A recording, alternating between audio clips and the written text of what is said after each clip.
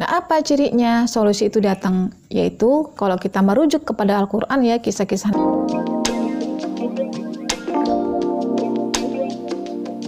Assalamualaikum warahmatullahi wabarakatuh. Halo semuanya, jumpa lagi dengan aku Pipit Angeria. Bagaimana kabar teman-teman semua hari ini? Semoga hari ini kabar kita semua ya dalam keadaan baik. Di video kali ini aku mau share tentang ini teman-teman. Apa sih tanda-tandanya ya pertolongan Allah itu datang, atau yang kita cari-cari itu apa? Keajaiban ya. Keajaiban itu akan datang ke dalam hidup kita. Nah, ada cirinya teman-teman. Dan sebenarnya segala sesuatu yang kita kerjakan itu larinya kepada memperjuangkan hal itu gitu. Nah, apa sih yang butuh diperjuangkan dalam hidup ini ya untuk mendapatkan pertolongan Allah? Selengkapnya tonton terus videonya ya. Nah teman-teman, apa yang aku mau share kali ini ya, yang pertanda pertolongan Allah tadi ya, atau keajaiban. Gimana sih tandanya bahwa kita akan mendapat keajaiban? Itu dasarnya itu berdasarkan dari ilmu pengetahuan ya. Yang namanya ilmu pengetahuan di sini ada jelas teorinya, sumbernya, dan tentunya sudah ada hasilnya. Prakteknya dipraktekin terus ada hasilnya. Nah itu namanya ilmu pengetahuan. Jadi sesuatu yang sudah ada teorinya jelas, kemudian dipraktekin teorinya itu dan berhasil. Nah, di sini aku mau share itu adalah berdasarkan tentunya Al-Qur'an dan juga hadis-hadis syahihah tentunya. Sesuai dengan apa yang aku pelajari ya, dan juga yang aku praktekin gitu. Dan juga tentunya juga dari sumber-sumber lain ya, bisa dari video-video di YouTube juga ya, ceramah-ceramah dari guru-guru para ulama gitu, yang sejalan dengan dengan ilmu pengetahuan, artinya yang jelas sumber dan dalilnya. Merujuk kisah-kisah yang ada di dalam Al-Quran ya, contohnya kisah-kisah Nabi terdahulu. Kenapa Allah memberikan gambaran-gambaran dari kisah-kisah para Nabi itu dalam menghadapi ujian hidup mereka ya. Kalau dulu kan mendakwahkan tauhid, bahwa agama Allah, agama yang lurus itu adalah agama tauhid gitu. Agama yang mengesahkan Allah, menomorsatukan Allah, ya tidak membandingkan Allah dengan sesuatu apapun gitu. Nah, di kisah-kisah terdahulu kayak Nabi Musa, kemudian Nabi Ibrahim, Nabi Yunus, kemudian ada lagi kisah Siti Hajar yang bolak-balik Safa Marwah, itu semua ya, kalau bisa disimpulkan bahwa mereka semua itu tidak mencari solusi teman-teman. Analoginya kita ambil dari kisah Siti Hajar ya, yang sa'i dari Safa ke Marwah bolak-balik 7 kali. Kalau beliau mencari air, maka beliau akan berhenti mungkin pada 1, 2, 3 kali udah gak ada air, tapi beliau berlanjut karena yang beliau cari adalah yang punya air. Nah, beliau gak berpikir nih gimana caranya supaya dari mana airnya gitu ya. Yang beliau pikir kalau aku dapat Allah, maka air pasti ada gitu. Ternyata benar. Nah, kita implementasikan atau kita praktekin ke hidup kita gitu di riyadhah-riyadhah yang kita jalanin. Nah, riyadhah yang kita jalanin seperti kayak Sya'i tadi ya, dari Safa ke Marwah terus-terusan. Meskipun misalnya gitu ya, dalam sehari 2, 3 hari, 5 hari, 7 hari, sampai 21 hari, 40 hari gitu. Belum ada datang yang pertolongan Allah gitu, tapi kita tidak berhenti. Karena yang kita cari itu adalah Allahnya. Jadi orang yang semakin terus-terusan riyadhah ya, entah itu istighfar, entah itu sholawat gitu ya, semakin dia mengerjakan riyadhahnya terus-terusan, continue, mereka udah lupa dengan masalahnya bahkan gitu. Yang mereka cari Tuhannya gitu, Allahnya gitu. Nah, sehingga secara nggak langsung gitu ya, otomatis gitu ya, solusi itu ngikutin. Nah, apa cirinya solusi itu datang? Yaitu kalau kita merujuk kepada Al-Quran ya, kisah-kisah Nabi terdahulu, beliau semuanya pada saat terjadi masalah yang sangat dahsyat ya, kesulitan yang begitu berat, set hati mereka itu selalu kepada Allah, fokusnya kepada Allah, sehingga mereka mendapatkan ketenangan yang luar biasa. Nah, itulah cirinya pertolongan Allah itu akan datang, atau keajaiban yang kita nanti-nantikan gitu ya, jawaban yang kita inginkan itu akan segera hadir. Jadi ini yang perlu diperjuangkan sebenarnya. Nah, di saat kita memperjuangkan keterangan batin, disitulah ujian datang gitu teman-teman. Kan ada beberapa penjelasan para ulama gitu ya, teman-teman di YouTube juga gitu. Salah satunya misalnya tanda keajaiban datang itu misalnya kehilangan, atau dapat musibah, atau dapat satu kesulitan gitu ya. Nah, sebenarnya pokok permasalahannya bukan kehilangannya, bukan musibahnya, bukan kesulitannya, tapi bagaimana state hati kita dalam menghadapi misalnya kehilangan. Jadi pertanda datangnya keajaiban bukan maksudnya yang kehilangan itu tadi, atau musibahnya itu tadi, atau ujiannya itu tadi, atau kesulitan yang hadir, tapi bagaimana state hati kita saat menghadapi ujian tersebut. Contoh misalnya kita kehilangan sesuatu gitu ya, kan banyak nih pertanda keajaiban sudah dekat, itu isinya video, isinya itu tentang kehilangan ya. Nah sekarang fokus kita bukan pada ciri kehilangan yang bukan, tapi bagaimana hati kita menghadapi kenyataan kita kehilangan sesuatu. Nah itu cirinya. Kalau misalnya kita menghadapi kehilangan sesuatu ya, entah itu orang misalnya atau barang gitu ya, kita mengharap-harap sesuatu ternyata malah malah jauh gitu ya, malah hilang. Nah bagaimana state hati kita pada saat itu terjadi? Itu cirinya. Kalau misalnya kita kehilangan tapi kita masih ngeluh, masih kemerungsung, masih ngomel-ngomel gitu ya, masih mencaci maki takdir gitu, ya nggak akan pernah datang kehilangan itu tidak akan mendatangkan keajaiban, tidak akan mendapatkan pertolongan.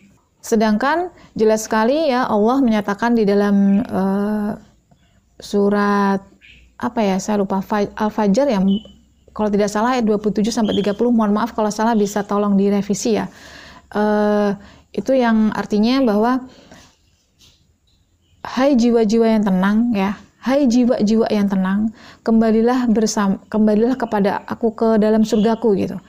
Nah, sekarang orang-orang yang selamat itu adalah cirinya orangnya hati yang tenang. Selamat dari apa? Ya selamat dari kesulitan hidup, sekarang masalah kita sekarang gitu ya. Itu hanya diperuntukkan bagi orang-orang yang jiwanya tenang, teman-teman. Jadi kalau jiwa kita atau hati kita tuh masih kemerungsung ya, pikiran kita masih memikirkan hal-hal yang membuat hati kita nggak enak gitu, ya bagaimana mungkin Allah akan hadir? Sedangkan Allah hadir ke dalam kehidupan kita saat tidak ada sesuatu selain Dia yang ada dalam hati kita, dalam pikiran kita. Disitulah Allah hadir, yaitu cirinya adalah kita tenang dalam menghadapi persoalan yang datang. Nah sekarang kita ke hidup kita nih, pada saat sekarang nih kita lagi ada masalah hidup gitu ya, perhatikan state hati kita. Kita masih mampu tenang nggak? Tenang loh ya, bukan seneng, bukan kayak tenang itu sifatnya kayak kekal gitu. Kayak tenang itu bisa buat kita bahagia, bisa buat kita seneng, bisa buat kita ceria gitu. Tapi kalau seneng ya cuma sesaat aja, dia nggak bisa menghadirkan kebahagiaan. Sedangkan yang dimaksud kebahagiaan ini adalah yang kekal, yang lama, yang yang bertahannya itu ya jangkanya lama gitu. Nah, sekarang pada saat kita menghadapi kesulitan kita saat ini, misalnya kita dikejar-kejar hutang gitu ya, jatuh tempo hutang misalnya ya, atau kita pengen menaikkan penghasilan gitu ya. Nah, state hati kita dalam keseharian kita itu seperti apa? Makanya ulama-ulama kita, guru-guru kita akan menyuruh kita untuk riyadhah ya, melakukan satu amalan yang dimana dengan amalan itu bisa mendatangkan pertolongan Allah. Karena apa? Dari amalan itu kita bisa mendapatkan hati yang tenang. Itu yang sebenarnya rahasianya gitu loh. Jadi bukan dari misalnya ya, apa yang kita lakukan, amalan itu di sisi Tuhan itu kan sebenarnya mau kita beramal atau enggak, Tuhan nggak butuh gitu loh. Ya, yang butuh itu kan kita ke Allah. Nah, supaya kita bisa menghadirkan Allah, yaitu dengan hati yang tenang. Salah satu wasilahnya dengan riyadhah yang kita jalani, dengan amalan yang kita lakukan. Nah, sekarang sih aku mau share gini teman-teman. Jadi riyadhah yang kita jalani ya, dari video-video aku yang banyak itu, yang aku upload ya, aku buat itu, sebenarnya tujuannya ya untuk memperjuangkan ini hati yang tenang. Percuma kita baca sholawat misalnya 1000 kali, istighfar 10.000 kali ya, tapi dari itu kita tidak mendapatkan energi ketenangan itu gitu. ya apa yang kita lakukan ya, riyadhah yang kita jalani itu akan sia-sia. Makanya sebelum kita melakukan riyadhah, kita cari ilmunya dulu supaya kita ngerti nih maknanya. Oh ya kayak gini gitu. Baru kita jalanin gitu. Baru kita lakukan. Harus ada ilmunya dulu. Kan kalau ulama-ulama kita bilang ilmu dulu baru amal gitu ya. Ya itu benar gitu. Supaya apa? Kita mendapatkan maksudnya atau maknanya, energinya dari apa yang kita amalkan. Sekarang kita dalam keseharian kita, aku sudah istighfar 1000 kali misalnya, atau salawat 1000 kali gitu ya. Dan kita merasakan ketenangan yang luar biasa dalam menjalani hari-hari kita meskipun banyak persoalan. Ketenangan loh ya, yang apa ya, damai, lapang, stabil posisi hati kita gitu ya, jiwa, pikiran dan perasaan kita tuh stabil gitu ya, bisa merespon segala sesuatu dengan baik ya, dengan positif. Maka ya itulah tandanya kita membuka diri ya, artinya kita membuka diri, mempersilahkan Allah hadir ke hidup kita. Nah, itulah cirinya gitu, pertolongan Allah itu akan hadir. Memang untuk mencapai itu tidak mudah, makanya disebut riyadhah, artinya terus-menerus konsisten kita lakukan, nggak sehari dua gitu. Bahkan kadang, bukan kadang ya, bahkan seharusnya meskipun kita sudah mendapatkan pertolongan Allah ya, keajaiban Allah kita sudah terima, kita sudah keluar dari kesulitan kita, tapi kita tetap mengerjakan hal itu. Karena apa? Sebenarnya Allah nggak butuh itu gitu loh, kita yang butuh Allah. Jadi sebagai bentuk rasa butuh kita kepada Allah, baik itu kita dalam kesulitan maupun kesenangan, kita tetap terus melakukan riyadhahnya gitu. Jadi kita kepada Allah itu bukan modus ya, benar-benar tulus, kita butuh Allah dalam segala keadaan kita. Jadi di sini yang aku mau share adalah yang kita perjuangkan betul-betul di dalam hidup ini adalah kita dipanggil Allah sebagai orang-orang yang jiwanya tenang ya, yang dipanggil Allah ke surgaku. Nah, itu yang perlu kita perjuangkan. Sehingga kita tidak lagi terbebani dengan masalah hidup ya. Kita tidak lagi terbebani dengan apa yang terjadi, karena realitas sekarang ini adalah fana. Dunia kita ini fana. Artinya nggak benar-benar kok ini gitu. Ini ilusi aja, ini sementara aja gitu ya. Ini bukan yang sesungguhnya. Nah, kalau kita tahu hakikat dunia yang fana, jadi realitas sekarang kita tuh ya nggak sesungguhnya gitu. Yang sesungguhnya adalah apa yang tertanam di hati kita. Ya, di pikiran dan perasaan kita. Nah, makanya orang yang tenang ya, orang kalau zaman dulu ya, kayak misal orang-orang tua kayak zaman dulu itu kan tirakatnya kuat ya, itu kehidupannya luar biasa ya teman-teman. Dari ya cerita-cerita orang tua aku gitu ya, mbah-mbah dulu gitu, karena mereka memang tirakatnya kuat gitu. Tirakat artinya mereka menjalin kedekatan kepada Tuhan itu sangat kuat, sehingga ya masalah ada gitu. Masalah mungkin nggak ada dalam hidup gitu. Dengan hidup aja kita udah masalah loh gitu. Kita kehilangan Tuhan, makanya kita nangis lahir itu karena kita kehilangan kasih sayang Tuhan gitu loh. Bayi itu, nah, itu masalah gitu. Nah, jadi orang yang tenang hatinya bukan berarti dia tidak punya masalah atau tidak didatangin masalah gitu ya.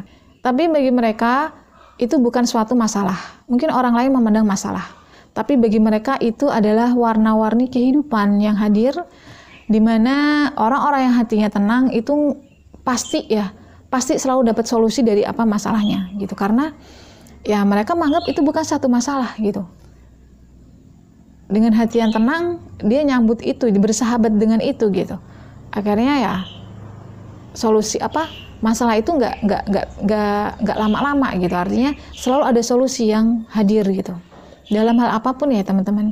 Dan di sini dari hidup kita itulah yang perlu kita perjuangkan, dan gak mudah, dan menurut aku itulah jihad kita hidup di dunia. Jadi sekarang kita sama-sama kontemplasi ya teman-teman, merenungi kalau sekarang kita lagi ada masalah gitu ya, banyak masalah, terus hati kita masih kemerungsung, pikiran kita masih kemana-mana, perasaan kita masih campur aduk ya, terkadang malah kita lari dari itu ya, kayak menghibur diri ke lain gitu, dan mengabaikan pikiran dan perasaan kita yang sesungguhnya yang amburadul tadi. Nah, jangan sampai kayak gitu, karena solusi nggak akan pernah kita dapat gitu. Kesenangan itu sifatnya sementara, kayak dunia yang fana itu gitu. Sedangkan kita kan pengennya yang kekal gitu ya. Jadi kita betul-betul yang kita perjuangkan adalah ketenangan batin. Jangan lari dari masalah. Justru masalah itu kita kalau bisa kita sahabatin dia gitu loh, supaya hati kita tenang. Kalau kita sudah bersahabat dengan sesuatu ya, aku rasa ya udah gitu, dia nggak akan membahayakan kita gitu.